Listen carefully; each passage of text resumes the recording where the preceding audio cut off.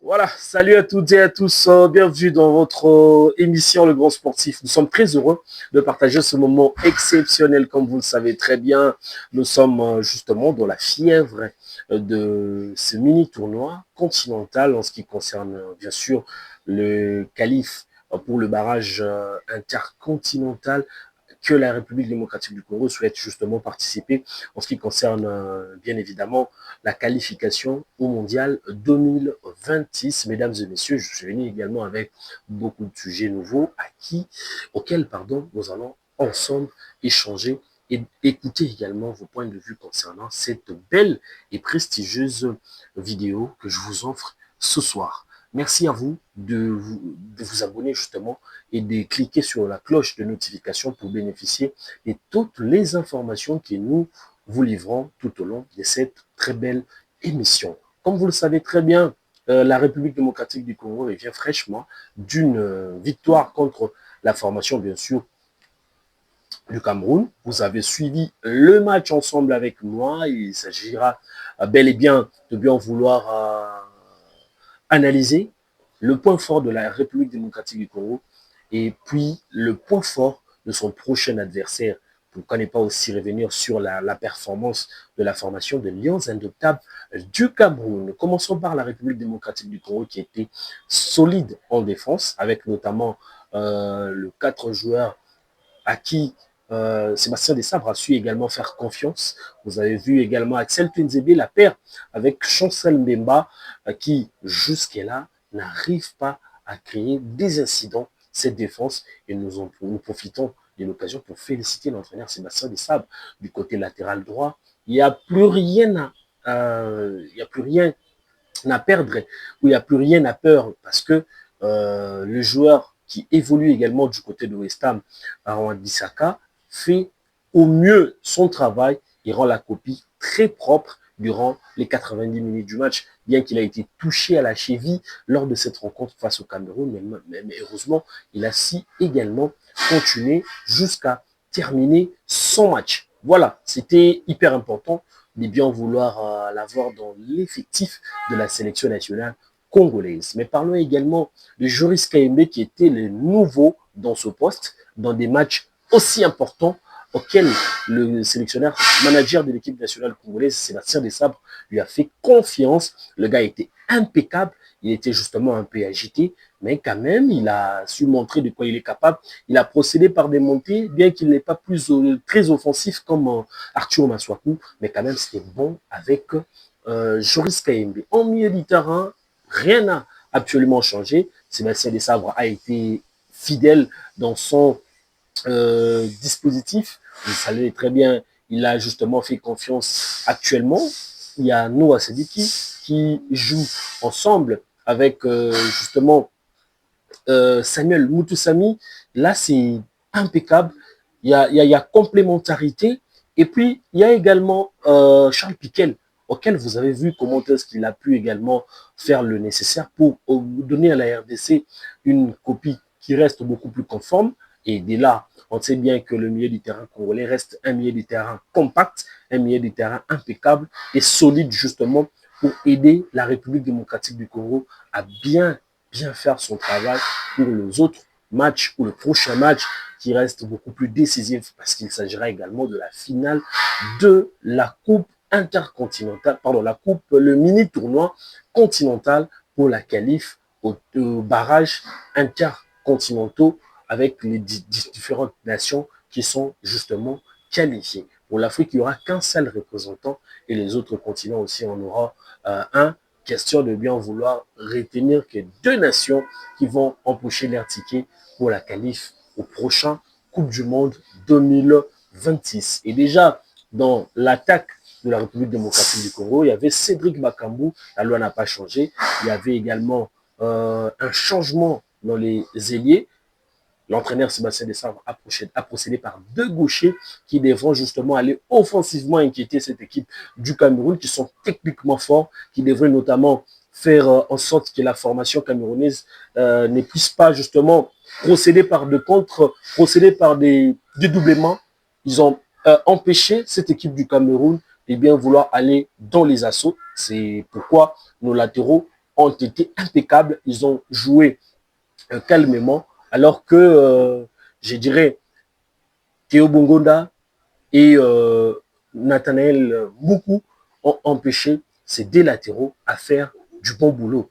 Mais croyez en moi, c'était efficace et solide, sauf que ça manquait un peu de rapidité, mais quand même, ça gardait les ballons, ça empêchait les défenseurs de faire les montées, et c'était très bon côté tactique. Les coups étaient réussis par l'entraîneur-manager Sébastien Desabre, qui a justement fait son travail. Cédric Bakambu, comme je l'ai dit à la coutume, c'est quelqu'un qui est un habitué. Il n'y a pas trop de crainte pour les différents matchs qu'il a justement pu livrer au sein de l'effectif national congolais. C'est vrai, il a manqué un peu de lucidité, il a manqué un peu de ballons en profondeur qui pourraient justement être des caviars et permettre à la RDC de marquer beaucoup plus de buts. C'est vrai, Chancel Mbemba a été les héros de la République démocratique du Congo après un match impeccable, après un match très solide où on a vu Chancel Mbemba devenir le cauchemar de Brian Mbemo. Vous le savez très bien, Brian Mbemo qui est un joueur impeccable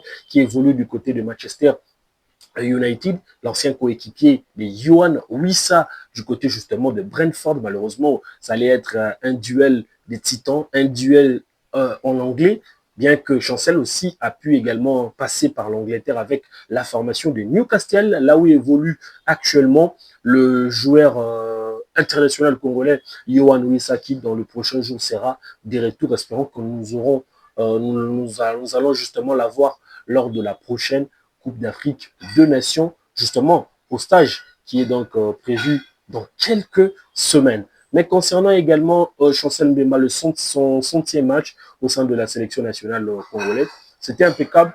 Une façon pour lui de bien vouloir les fêter en beauté avec un but qui qualifie la RDC à la finale. Alors, parlons de cette finale.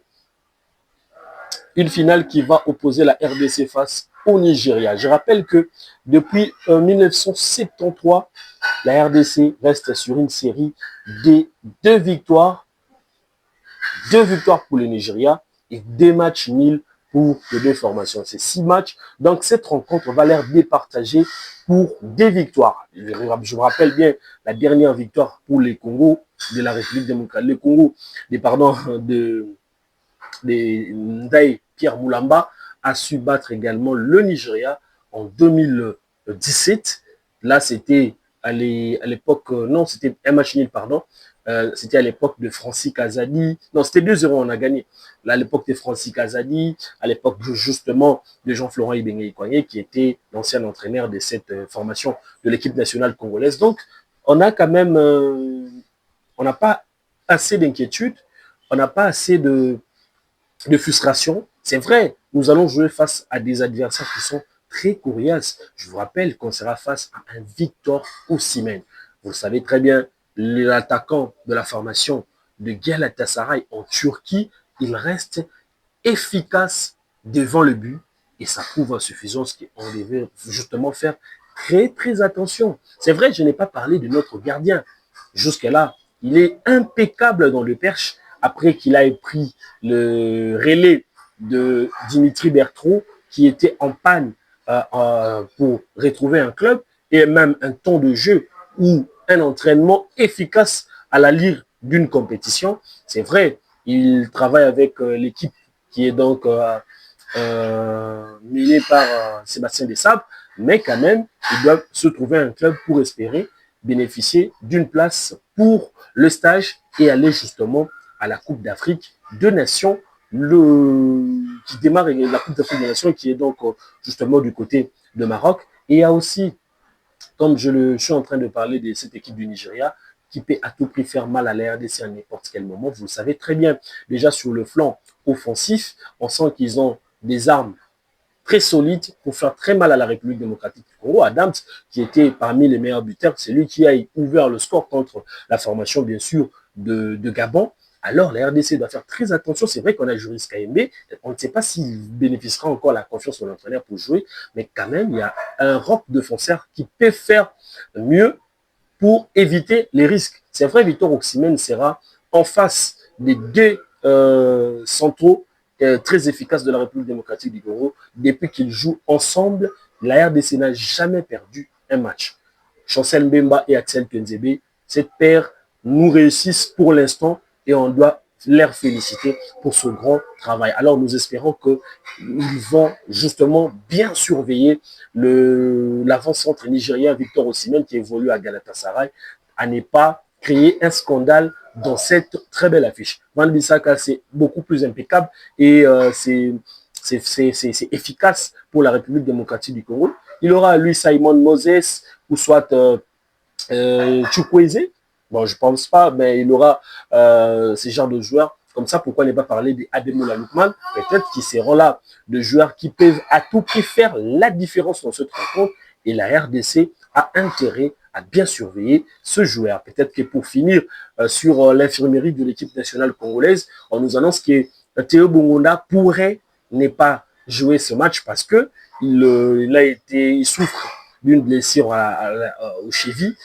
Avant peut-être qu'on annonce officiellement cela, nous allons attendre le document officiel venant de la Fédération congolaise de football association qui vont justement attester via son côté médical pour dire qu'il ne sera pas de la partie parce qu'il est blessé. C'est vrai, il a joué la dernière fois pour la nation, il s'est donné à fond, il a donné encore le meilleur de lui-même, mais la santé, comme on dit, n'a pas de prix et il faudrait justement être à 100% pour livrer un match et représenter ton pays parce qu'il y a aussi ton club qui t'attend. Question bien sûr de bien vouloir donner encore le meilleur pour gagner encore plus de l'argent et pourquoi ne pas revenir encore en sélection. Donc c'est là qui pose un tout petit peu de problème. Il y avait les cas Mario Stroikens qui est revenu dans la feuille du match. Il pourra également jouer cette rencontre aussi importante de la République démocratique du Congo face au Nigeria.